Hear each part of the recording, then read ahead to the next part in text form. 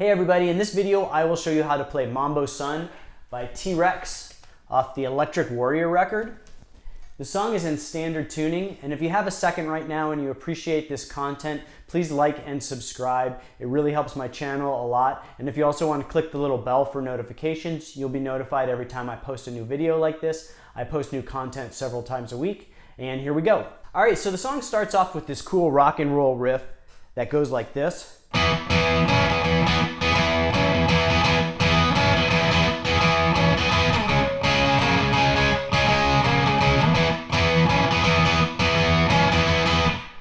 So to play this, you are going to start at the E with an E chord, and it's a 2-note power chord.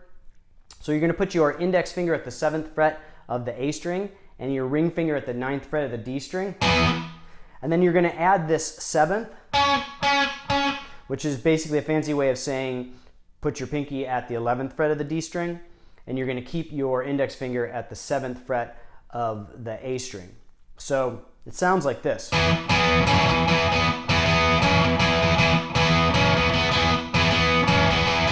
And so the rhythm has this kind of like shuffly type of feel to it, so it's...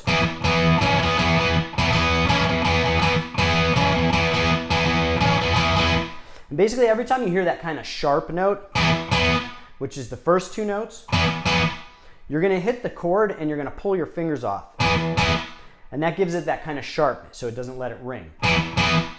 So, and there's another one there. So slowly, let's play through that again.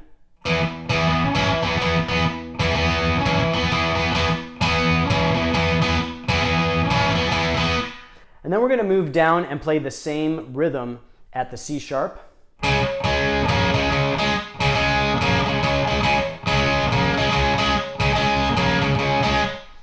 And I really suggest that you play with alternate picking. It's going to give you a good sense of the rhythm on here.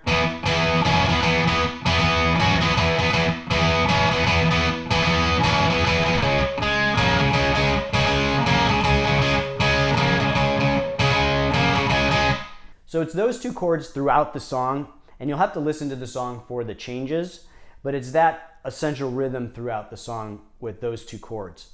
And then there's also like some flourishes. So in the verse, you'll hear some accents.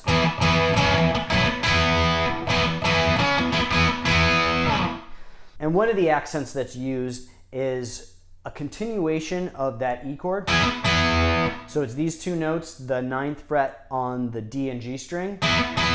So if we played an E bar chord, we would have these 2 notes as part of the chord. So instead of playing the rest of the chord, we're just going to play those 2 notes. So, and I like to do it with upstrokes. Just gives it a little bit more punch.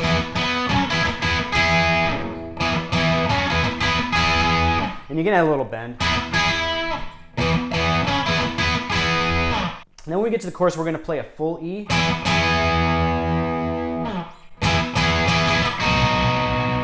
then we're going to go to a B major chord. But it's basically just the triad form.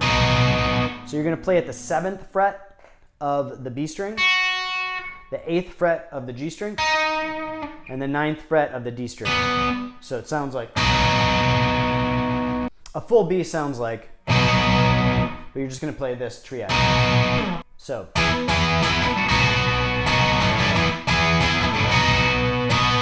And you can see I like to bring my thumb over, and I'm muting these bottom 2 strings when I play that. That way you can kind of strum more freely.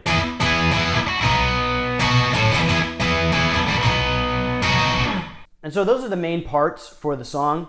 And then in a later verse, we're going to do a little different accents. The first accent on the E is going to be the same.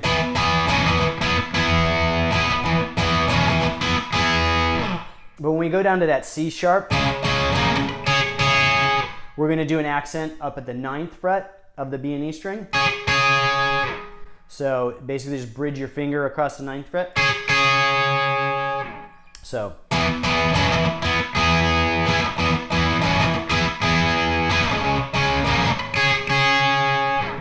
And then there's another time where you're going to play on that C sharp. You're going to bridge your index finger across the 9th fret of the B and E strings, and then you're going to play the 10th fret of the G string. And so it's very similar, it's just a little different sound. So then we come to the solos, which are basically the same throughout the song. They're repetitive. And except for when you get to the end where there's like a little bit of different phrasing towards the very end. So I'm going to show you the main solo that's played repetitively throughout the song, and then I'll show you the little difference that's played at the very end. So the solo starts off like this.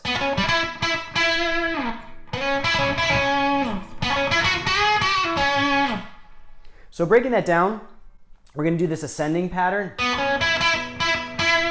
And again, we're going to do like real sharp. So we're going to pull our finger off the 9th fret. So to get those sharp notes that don't hang. Then the next part, we're going to slide up to the 11th fret of the D string. And then we're going to do this back and forth pattern with a little bit of vibrato at the end. And I like to use alternate picking. Gives it a little bit more bite and a little bit more rhythmic phrasing to it. So far we have.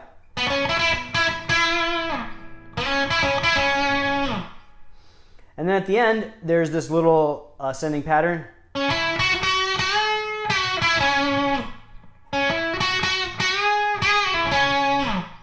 So we're going to ascend to a bend. Then we're going to do this pull off bend. So that bend is so up and down to the 9th fret to the 11th fret of the D string. So again, that first section all the way through slowly.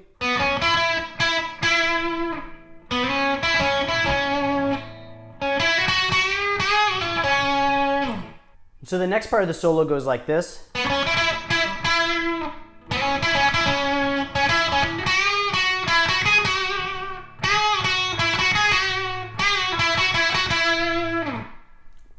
So breaking that down, we're going to start with the first two phrases are the same as the previous solo. And then we're going to do a similar ascending pattern, except it's a little different. So we're going to go. So slowly. So we're going to do this a little back and forth.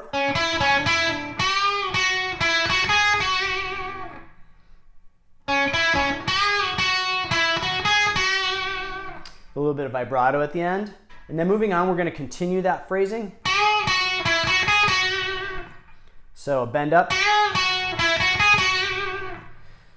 So bend up, then back to position.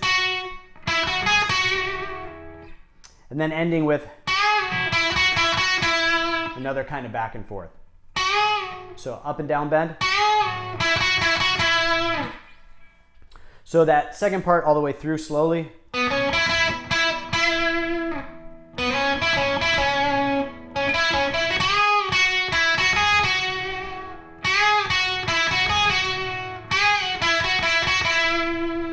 And lots of kind of vibrato in between those phrases. So then at the very end of the song, he's going to kind of repeat this same solo throughout. And then at the very end, there's a little bit of a different phrasing. So it goes like this.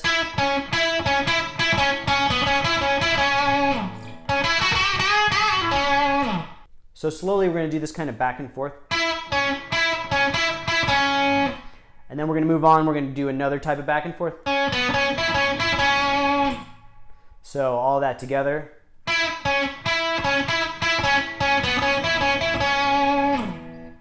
One more time.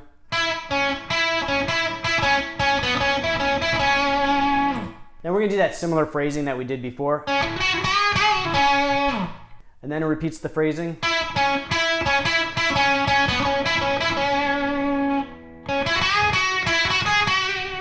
And continues on like that. So that's it for this one. I hope you liked the lesson. If you appreciate this content, please take a second to like and subscribe and click the little bell for notifications. I post new videos like this several times a week, and it really helps my channel. I really appreciate it a lot, and I will see you guys next time.